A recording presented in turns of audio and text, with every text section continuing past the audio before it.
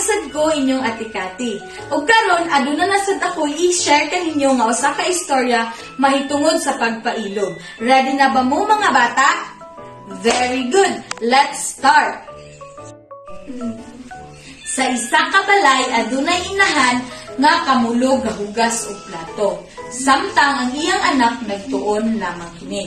Pagkataod-taod, gibati og kagutom ang bata. Busa nangayo siya og pagkaon sa iyang inahan.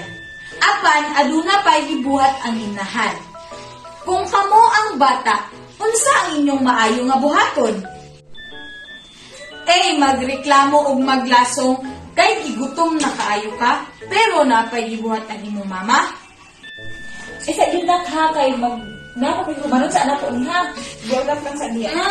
Ay, gutom na pista ng kumagos. Sige, ulat lang. Kapit na kumahuman. Magutom Bahala ka diya. Ayoko Bahala ka diya. B.